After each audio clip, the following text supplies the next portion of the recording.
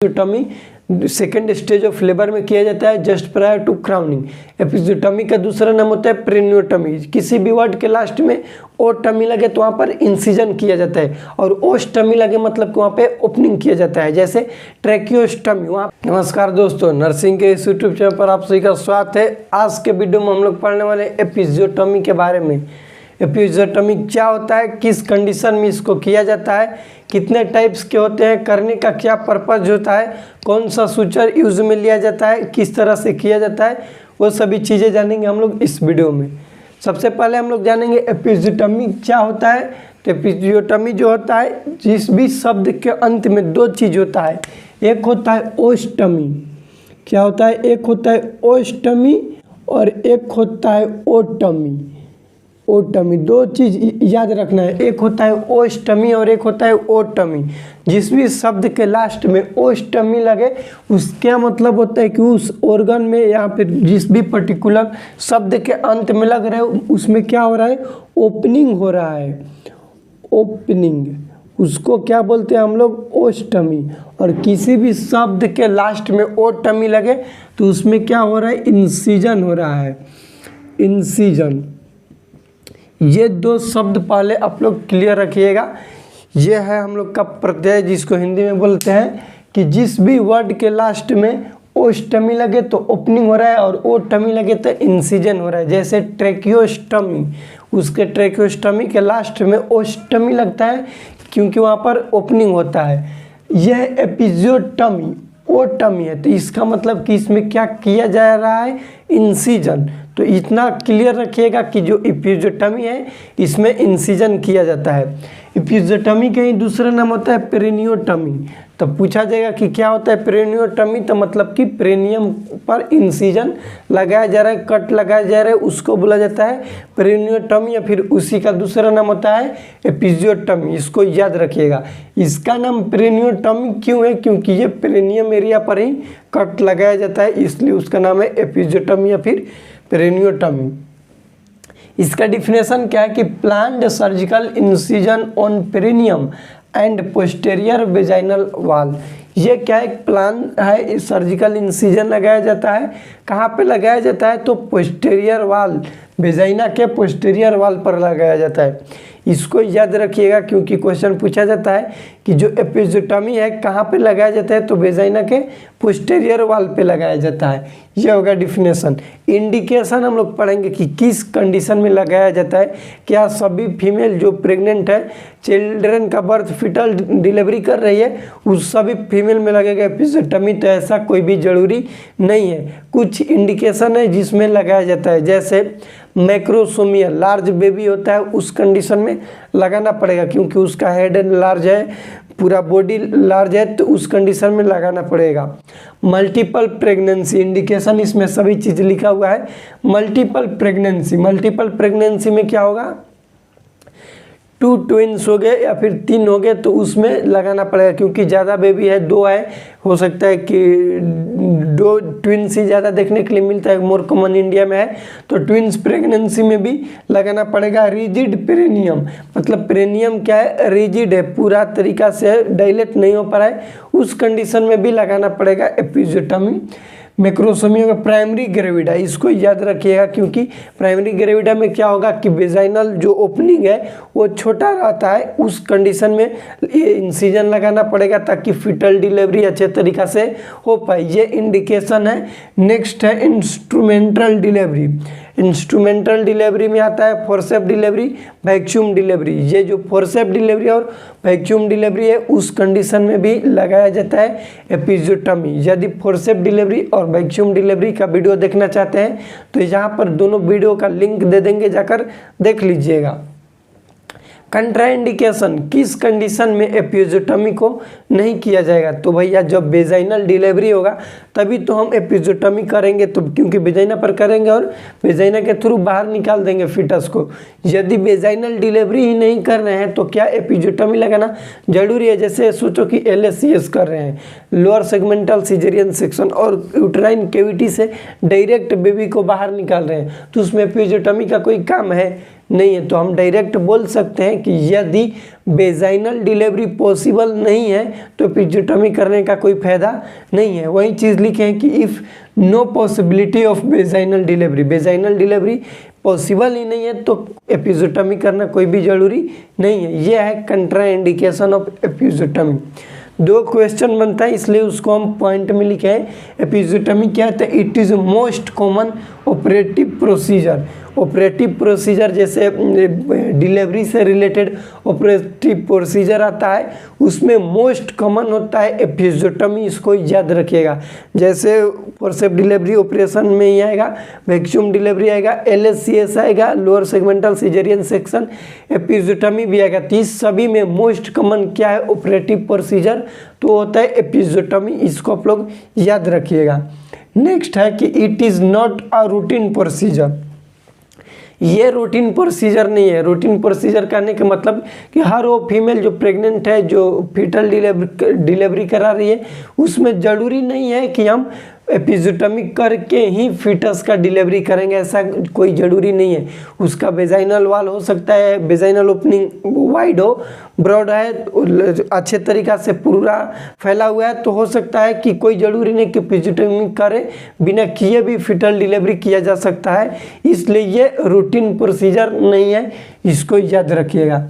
Timing के बात करें कि कब किया जाता है एपिज़ोटमी, इसका क्या टाइमिंग है? तो सेकेंड स्टेज ऑफ लेबर में किया जाता है। टोटल 4 गो स्टेज होते हैं, first stage, second stage, third stage और फोर्थ स्टेज।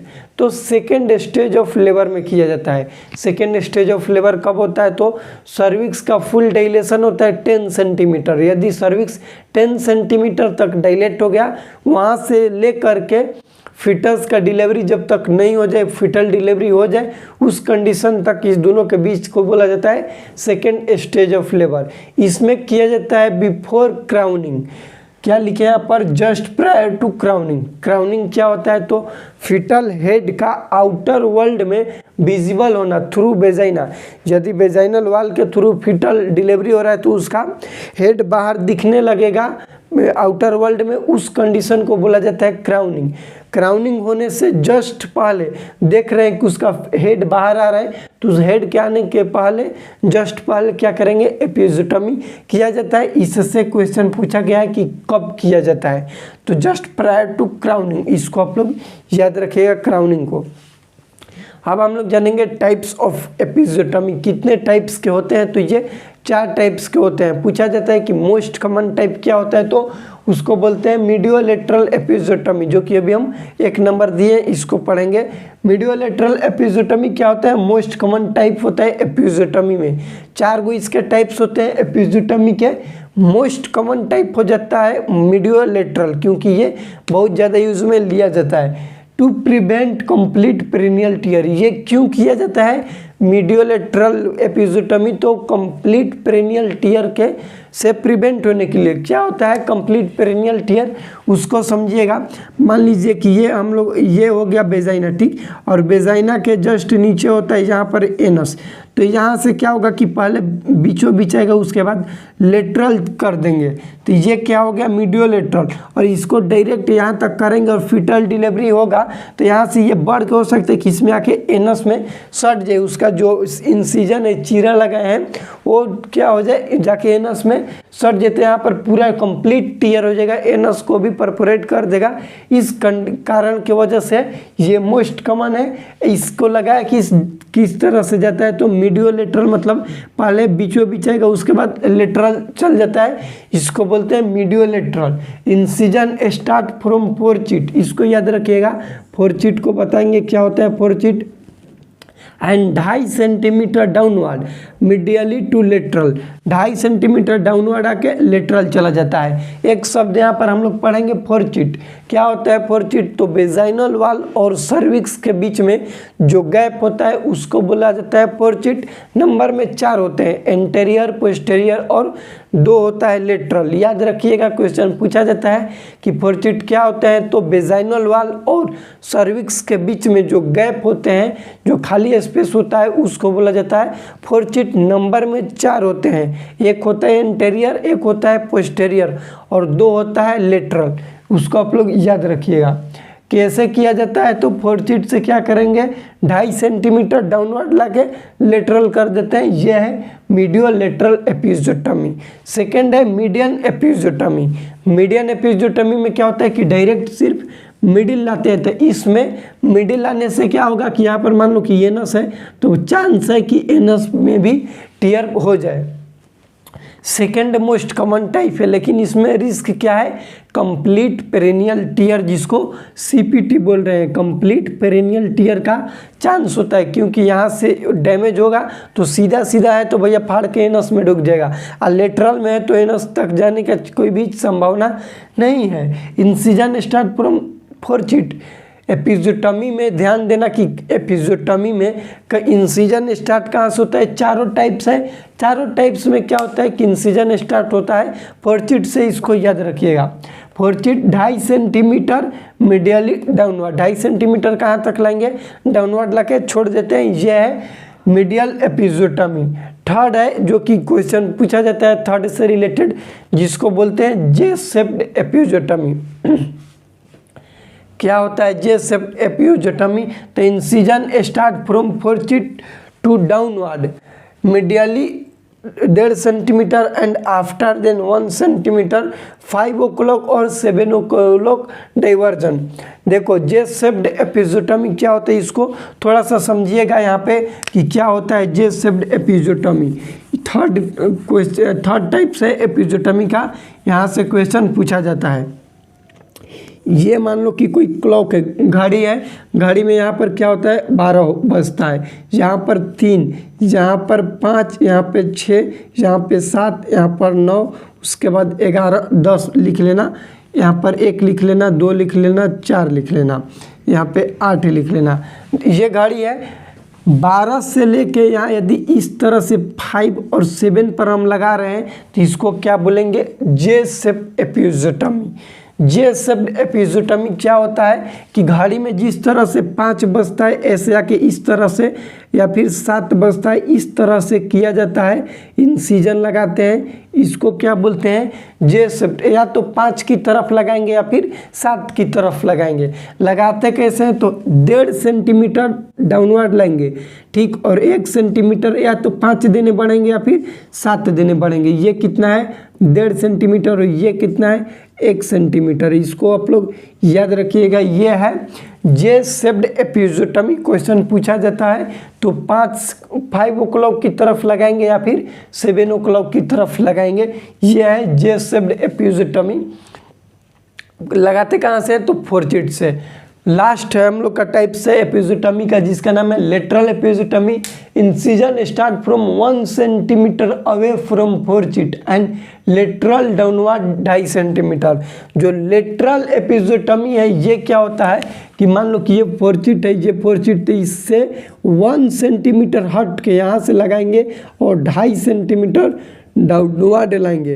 डाउनवर्ड लाएंगे कितना 2.5 सेंटीमीटर। ये फोर्चिट है। तो हर एक एपिज़ोटमी के टाइप्स में हम लोग फोर्चिटे भी से लगाते थे 3 गो में, लेकिन इसमें क्या किए 1 सेंटीमीटर दूर होके एपिज़ोटमी से ब्लॉक करके लगाते हैं और 2.5 सेंटीमीटर नीचे लाते हैं। यह है लास्ट टाइप्स, जिसका नाम है लेटरल एपिज़ोटमी।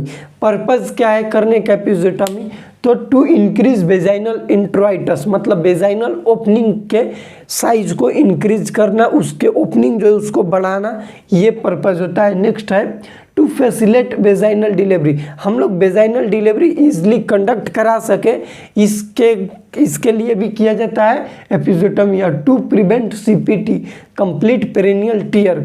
पेरिनियल के टियर होने से मतलब उसको नुकसान होने से उसके ज़्यादा इंसिजन ना बढ़े, इसके वजह से भी किया जाता है। जैसे मान लो कि एपिज़ोटमी हम नहीं कर रहे हैं, ध्यान से समझना, एपिज़ोटमी किसी कंडीशन में नहीं कर रहे हैं और फीटल डिलीवरी करा रहे हैं, फिटस का हेड बड़ा है, बॉडी बड़ा है और वो बाहर निकलेगा तो क्या होगा, उसको जो पेरिनियल है उसको रप्चर करेगा, पेरिनियल एरिया को रप्चर करेगा, वहाँ पर डैमेज करेगा। वो डैमेज ना हो इसके वजह से एपिज़ोटमी किया जाता है। यह है पर्पज ऑफ एपिज़ोटमी।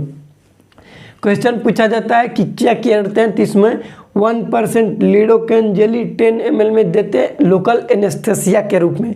पेरिनियल रीजन पे ही दिया जाता है, लोकल एनेस्थेसिया होता है, इसको याद रखिएगा। उसको रिपेयर करेंगे जब एपिज़ोटमी सीजर इंसिजन लगा दिए तो रिपेयर करेंगे।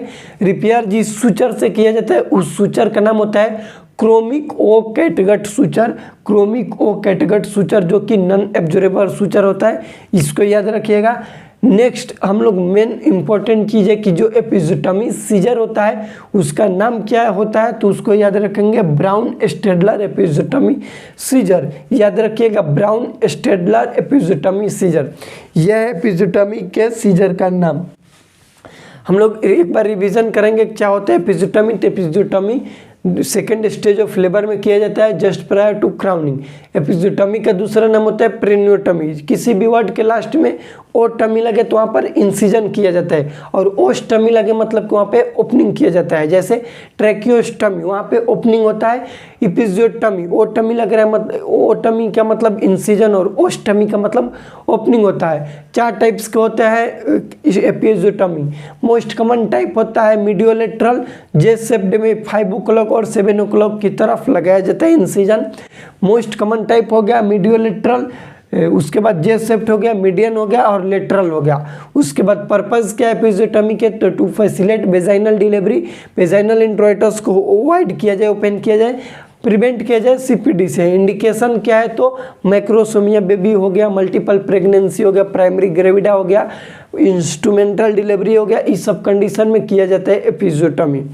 टाइमिंग के बाद क्लियर है, तो second stage of labour just prior to crowning, इसको याद रखिएगा।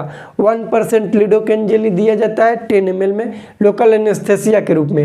एपिज़ोटमी जो सूचर होता है, सूचर बोलते हैं, एपिज़ोटमी जो सीजर होता है उस सीजर का नाम होता है ब्राउन स्टेडलर सीजर। क्वेश्चन पूछा जाता है एपिज़ोटमी सीजर का नाम क्या होता है, तो ब्राउन स्टेडलर सीजर।